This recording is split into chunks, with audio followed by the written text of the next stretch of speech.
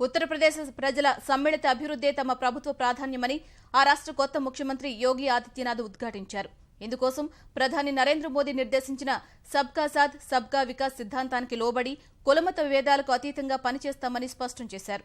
మరోవైపు 47 మంది సభ్యులతో కూడిన మంత్రిమండలి కూర్పులో ప్రత్యేక జాగ్రత్తలు తీసుకున్న ఆదిత్యనాథ్ అన్ని ప్రాంతాలకు, వర్గాలకు సమ ప్రాధాన్యమిచ్చారు. దేశంలోనే అతిపెద్ద రాష్ట్రమైన ఉత్తరప్రదేశ్కు ముఖ్యమంత్రిగా బాధ్యతలు చేపట్టిన యోగి ఆదిత్యనాథ్ మంత్రివర్గంలోకి ఎవరిని తీసుకోవాలన్న దానిపై భారీ కసరత్తు చేసినట్లు కనిపిస్తోంది.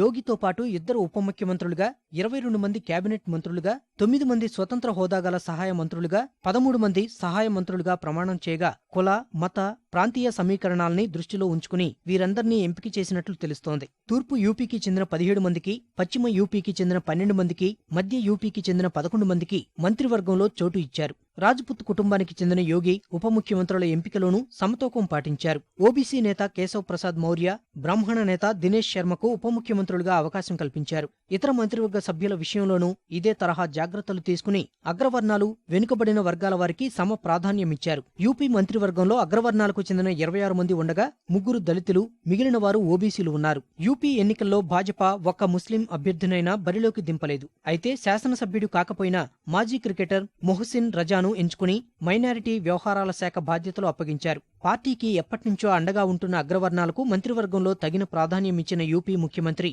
2019 ఎన్నికల నాటికి భాజపాకు కొత్త ఓటు బ్యాంకు సంపాదించడమే లక్ష్యంగా ఇతర వర్గాల్ని ఆకట్టుకునే ప్రయత్నం చేశారు.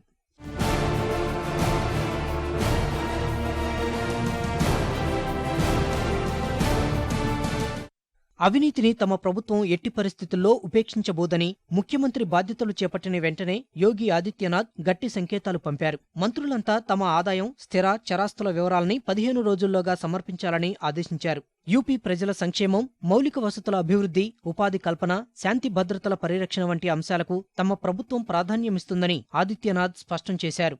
केंद्र में भारतीय जनता पार्टी की सरकार ने सबका साथ और सबका विकास का जो संकल्प लिया है उसका पूरी तरह अनुसरण करते हुए प्रदेश सरकार राज्य की जनता की सेवा करेगी।